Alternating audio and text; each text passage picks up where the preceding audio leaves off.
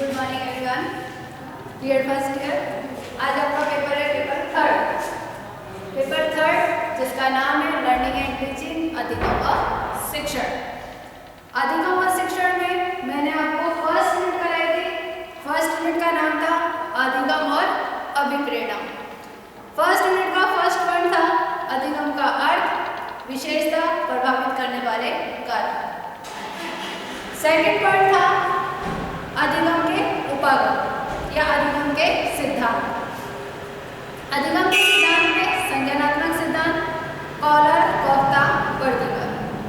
फिर आता है आपका व्यवहारवाद का उपागम। व्यवहारवाद के उपागम में पावलोव, स्किनर, थॉर्नडाइक। फिर सी पार्ट था उसमें सामाजिक संज्ञानात्मक, जिसका था सिद्धांत बंडूरा ने सिद्धांत दिया है। थर्ड पॉइंट था आपका अधिगम का स्थानांतरण। अधिगम स्थानांतरण का अर्थ, प्रकार। फिर आपका था फोर्थ पॉइंट अभिप्रेरण, मोटिवेशन। फर्स्ट यूनिट जो मैंने आपको लिखाई थी मैं उसको रिमाइंड करा रही हूँ। फर्स्ट यूनिट का फोर्थ पॉइंट था अभिप्रेरण का अर्थ, परिभाषा, प्रकार, आंतरिक अभिप्रेरण और बाह्य अभिप्रेरण। आज आपका सेकंड यूनिट करवाऊंगी इकाई 2, यूनिट सेकंड, जिसका नाम है आपका, क्या नाम है, व्यक्तिगत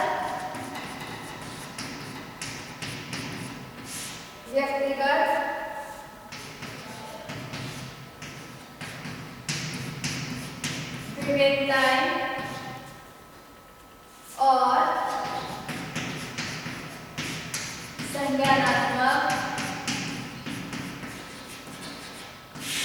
संज्ञानात्मक प्रक्रियाएं। व्यक्तिगत विविधता और संज्ञानात्मक प्रक्रियाएं, ये आपके क्या है, यूनिट सेकंड का नाम है, जिसमें हम क्या पढ़ेंगे, व्यक्तिगत विविधताएं। हम सभी व्यक्ति देखते हैं, सब में विभिन्नता है। किसी की लंबाई ज्यादा है, किसी की लंबाई कम है, कोई मोटा है, कोई पतला है, किसी के आंखें अलग है, किसी की अलग है, सोचने की शक्ति, मानसिक योग्यता अलग है, भौतिक वातावरण के अकॉर्डिंग उसका रहन सहन अलग है, खान पान अलग है, बहुत सारी विभिन्नताएं हमें व्यक्ति के अंतर्गत देखने को मिलती है। तो उसी को ही हम पढ़ेंगे। इसमें फर्स्ट पॉइंट पढ़ेंगे व्यक्तिगत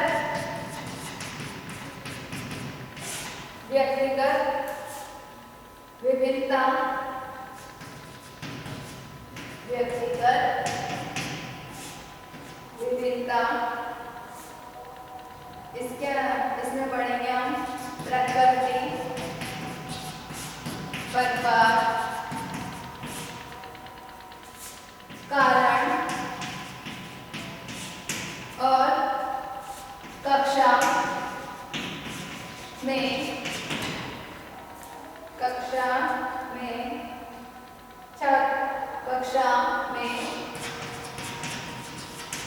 व्यक्तिगत विविधताएं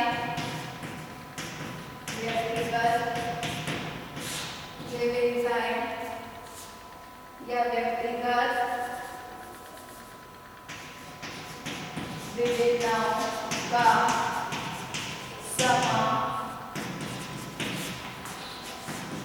योजना।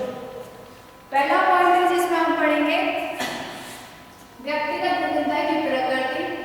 कितनी प्रकार की व्यक्तिगत विभिन्नताएं होती हैं?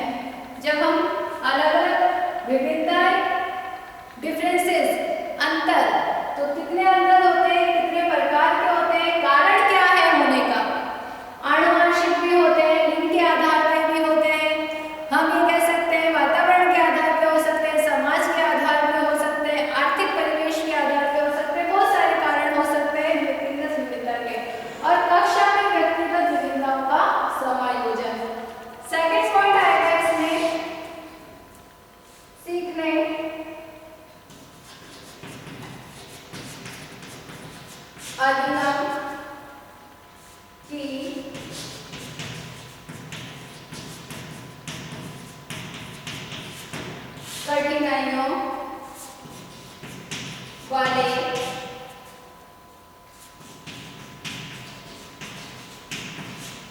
बालकों में संज्ञानात्मक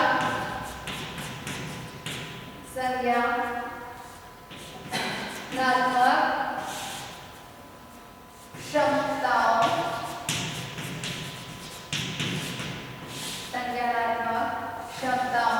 के आधार पर अंतर को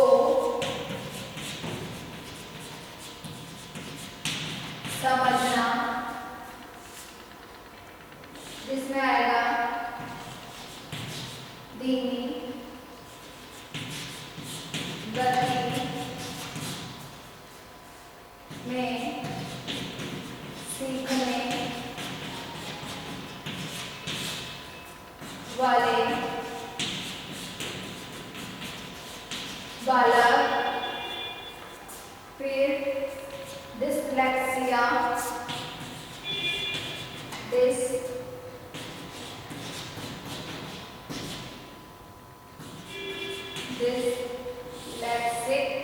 डिस्लेक्सिया। ठीक है, ये आपका सेकेंड यूनिट है जिसमें हम क्या पढ़ेंगे, अधिगम की कठिनाइयों वाले बालकों में संज्ञानात्मक क्षमताओं के आधार पर अंतर को समझना, मतलब डिफरेंसेस को समझना, विभिन्नताओं को समझना। अब विभिन्नताएं कैसे हो सकती हैं, इसमें हो सकता है कि धीमी गति से जो बालक सीखते, मतलब धीरे धीरे सीखते, टाइम लगता है। भाई हमने कोई कंसेप्ट समझाया, कोई बालक तो क्या होगा, जो प्रतिभाशाली बालक या इंटेलिजेंट बालक होगा वो क्या करेगा, उसको एकदम से कैचअप करेगा। जो क्रिएटिविटी माइंड का होगा वो उसको किसी ना किसी जोड़ के कैचअप करेगा, कोई ना कोई हम लिंक या उदाहरण देते हैं उसके माध्यम से। जो तीसरे नंबर का बालक होगा वो 2 से 3 बार में जब समझाया जाएगा तब उसको समझेगा, या एक बार समझा तो दिया गया लेकिन जब वो 2-3 बार खुद नहीं पढ़ लेता तब तक उसको वो चीज़ समझ में नहीं आएगी। और होता है डिस्लेक्सिक या डिस्लेक्सिया। हम शब्दों को जब बोलते हैं, हमने पूरी एक लाइन बोली लेकिन एक वाक्य जब बोला उसमें 2 शब्द छूट गए हमारे, था और ना, कोई भी ऐसे शब्द छूट जाते हैं या खा जाते हैं, हम उसको कहते हैं कि शब्दों को खा जाते हैं, उसको कहते हैं डिस्लेक्सिया। जहाँ पे क्या होता है कि बालक को पता है सारी चीजें, याद है, लेकिन बोलने में या लिखने में वो शब्दों को या तो जल्दी लिख रहा है, उसके कारण उसके शब्द जो पूरा वाक्य है वो नहीं बन पाया, उसमें से कुछ शब्द छूट गए, या वो बोलता है, बोलने में उसके कुछ शब्द छूट जाते हैं। ऐसा एक जो होता है उसको कहते हैं डिस्लेक्सिया। शब्दों का ज्ञान होते हुए भी शब्दों का सही तरीके से प्रयोग नहीं कर पाना डिस्लेक्सिया कहलाता है। ये आता है आपके सेकेंड यूनिट का सेकेंड पार्ट। फिर आपके थर्ड पार्ट आता है सेकेंड यूनिट का थर्ड पार्ट जो है उसमें है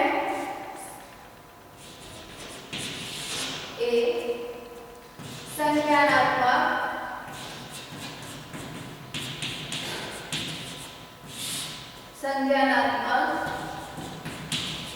प्रक्रिया,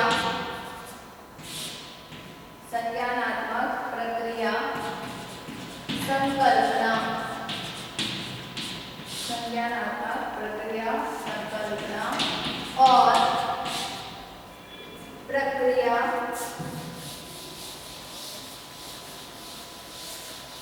आपको हिंदी और इंग्लिश दोनों में सिलेबस पीडीएफ बना के भेज दिया जाएगा। जो स्टूडेंट्स, क्योंकि इंग्लिश मीडियम के स्टूडेंट्स 2 या 3 या ज़्यादा से ज़्यादा 5 या 10 होते हैं, 200 की सीट में 10 स्टूडेंट्स से और 190 हिंदी मीडियम स्टूडेंट्स से, इसलिए मोस्ट ऑफ जो चीज़ें होती है वो हिंदी में समझाई जाती है, लेकिन इंग्लिश मीडियम स्टूडेंट्स के लिए वही नोट्स या बुक्स या सिलेबस इंग्लिश में भी प्रोवाइड कराया जाता है। संकल्पना और प्रक्रियाएं जैसे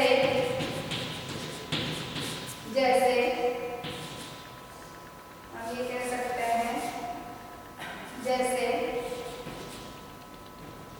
संज्ञानात्मक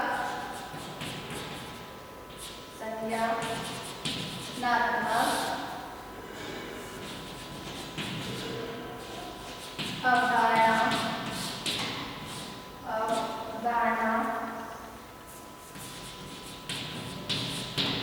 संवेदना संप्रति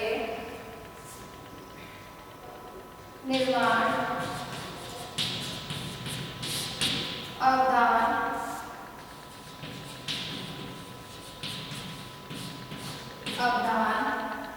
फिर आएगा संवेदना संप्रत्यय निर्माण अवधान अधिगम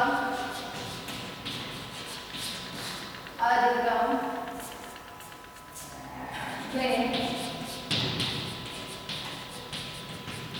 समस्या समाधान फिर इसी में ही आएगा स्मृति लास्ट। मतलब क्या क्या पढ़ना है हमें? संज्ञानात्मक प्रक्रिया में हमें उसकी अर्थ संकल्पना का मतलब होता है, उसकी अर्थ या परिभाषा या अवधारणा भूमिगत होता है और प्रक्रिया की किस तरीके से होती है। फिर संज्ञानात्मक की अवधारणा, संवेदना, संप्रत्यय निर्माण, अवधान, अधिगम में समस्या समाधान और स्मृति एक क्या चीज है और किस तरीके से इसको इफेक्ट करती है, इसके ऊपर प्रभाव डालती है, इस चीज को हम पढ़ेंगे। तो ये थी यूनिट आपके थर्ड। एक इसमें और आएगा प्रत्यक्षीकरण।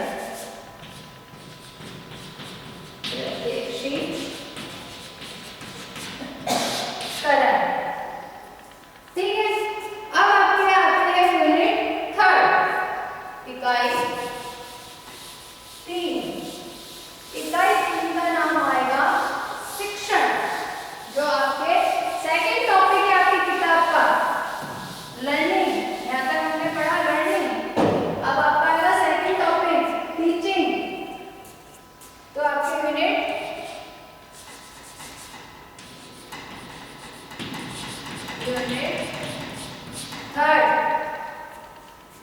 यूनिट थर्ड का नाम है आपके यूनिट थर्ड आपके 2 पार्ट में डिवाइडेड है,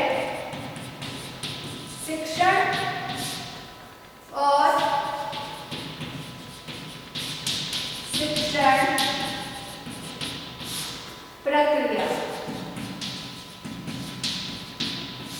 यूनिट थर्ड आपके 2 पार्ट में डिवाइडेड है। पार्ट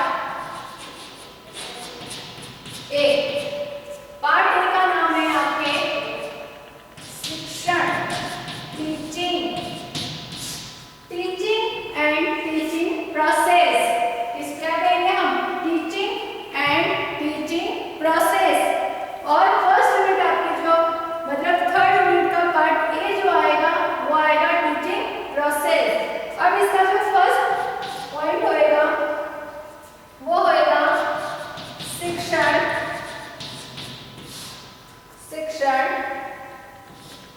शिक्षण को हम कहेंगे अध्यापन, ये भी कह सकते हैं अध्यापन। ठीक, शिक्षण की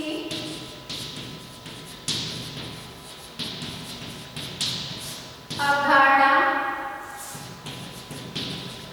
प्रकृति और शिक्षण के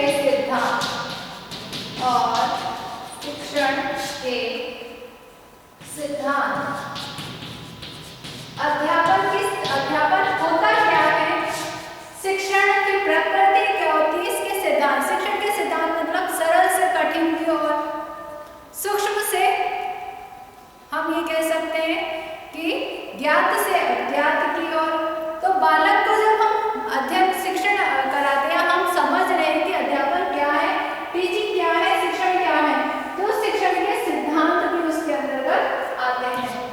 फिर आगे सेकंड यूनिट पार्ट ए का सेकंड पॉइंट आएगा शिक्षण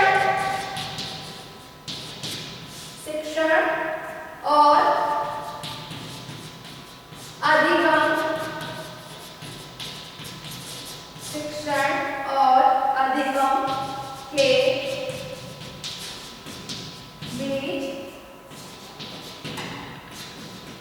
संबंध कि जब टॉपिक का नाम, किताब का नाम, दो नाम है, मतलब जो किताब का नाम है वो दो शब्द है, लर्निंग और टीचिंग। इन दोनों का कहाँ पे किस तरीके से संबंध है या किस तरीके से एक दूसरे को प्रभावित करती है, एक दूसरे के साथ चलती है ये दोनों शब्द। तो सेकंड पार्ट ए का जो सेकंड पॉइंट आएगा, शिक्षण और अधिगम के बीच संबंध, कि किस तरीके से एक दूसरे को प्रभावित करती है। तीसरा पॉइंट होगा पार्ट ए का शिक्षण के स्तर। 3 प्रकार के स्तर होते हैं, जब हम सिलेबस पढ़ेंगे आगे उसमें समझाएंगे। चरण और घटक, जिसमें हम पढ़ेंगे शिक्षक, छात्र,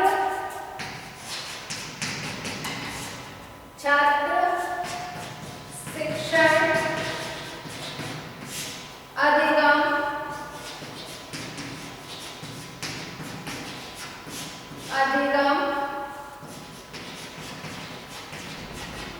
सामग्री और कक्षा वातावरण।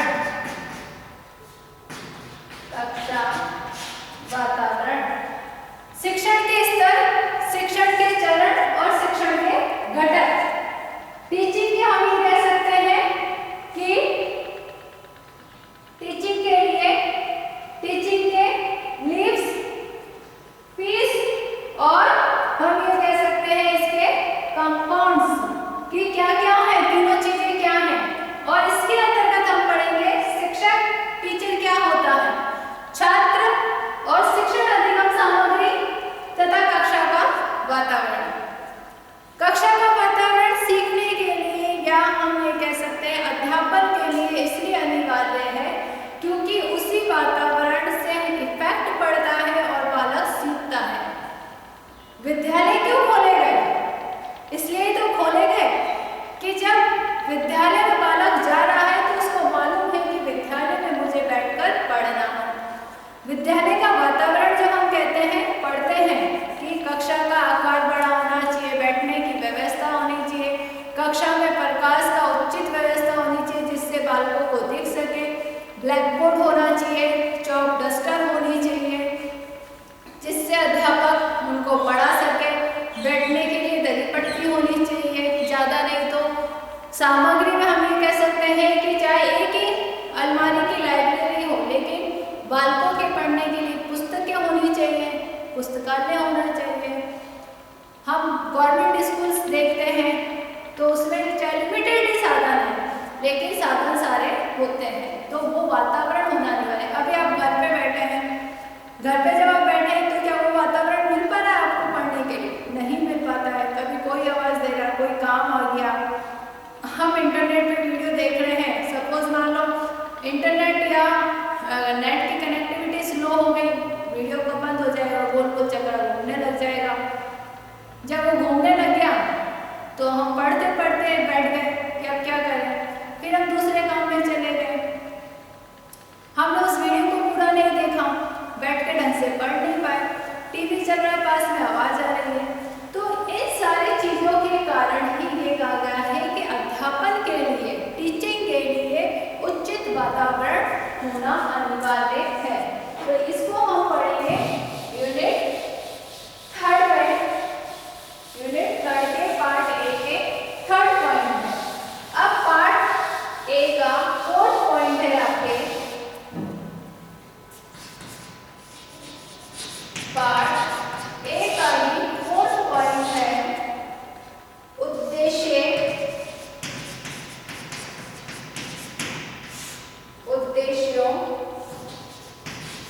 की पारस्परिकता।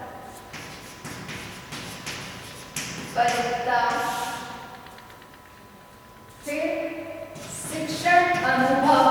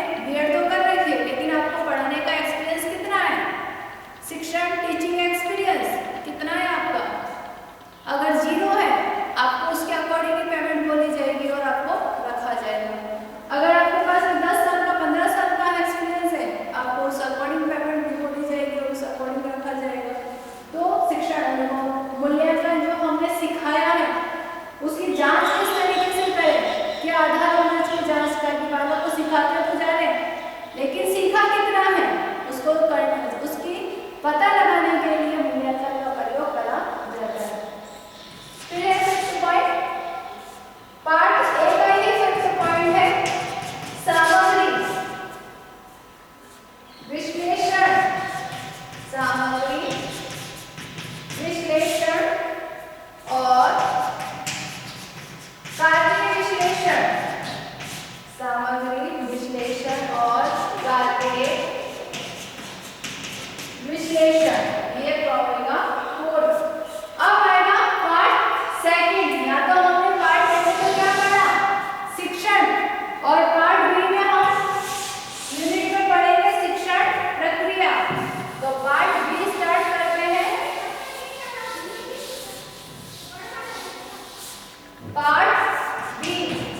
पार्ट बी में आएगा फर्स्ट पॉइंट पार्ट बी का शिक्षण तकनीकी। शिक्षण तकनीकी संकल्पना मान्यताएं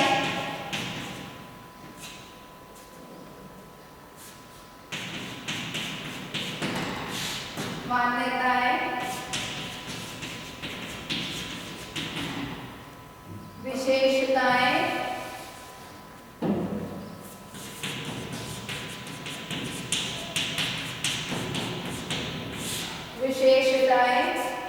फिर हम लेंगे सही और घटक, जिसमें योजना, संगठन और मूल्यांकन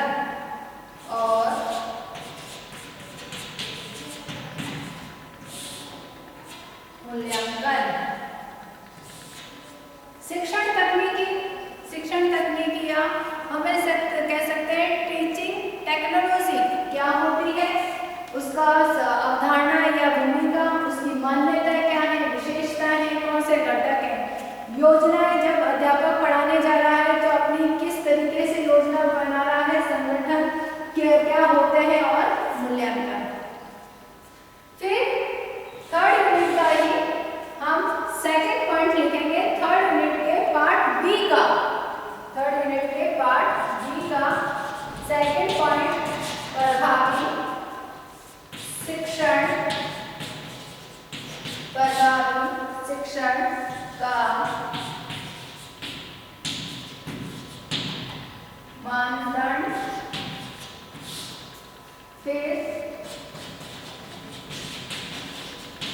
शिक्षण के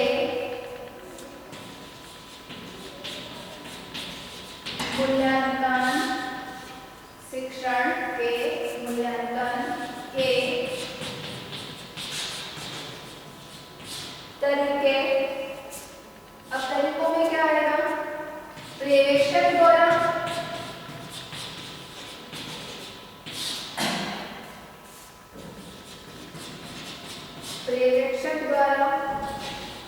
कक्षा अवलोकन,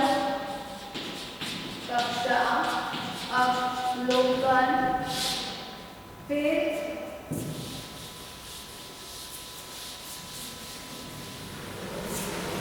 कक्षा अवलोकन,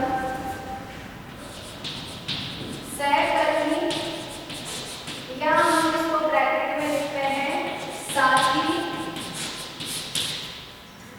मूल्यांकन, सहकर्मी या साथी मूल्यांकन, स्वयं अवलोकन,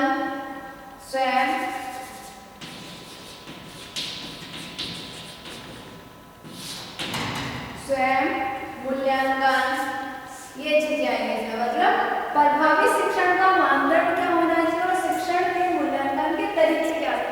अब शिक्षण के मूल्यांकन के तरीकों में हम पढ़ेंगे।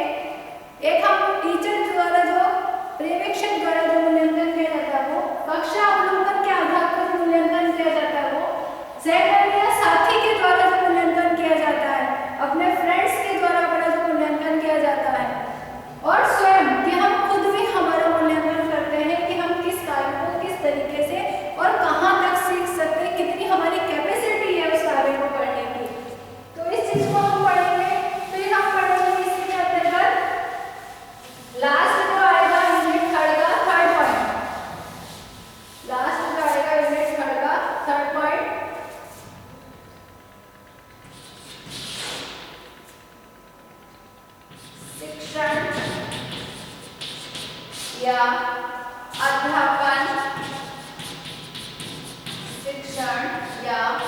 अध्यापन के समय शिक्षक का व्यवहार, मोर इम्पोर्टेंट, शिक्षक का व्यवहार, और इसमें एक आएगा Flanders interaction, Flanders interaction, analysis,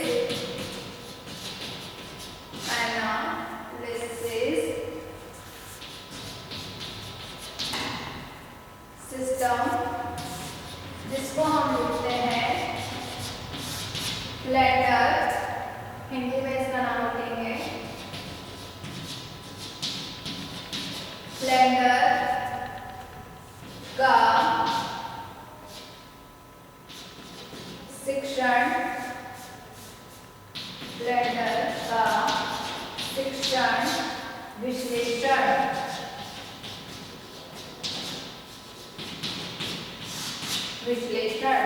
ये आपका थर्ड यूनिट का बी पार्ट का थर्ड पॉइंट है कि शिक्षण अध्यापन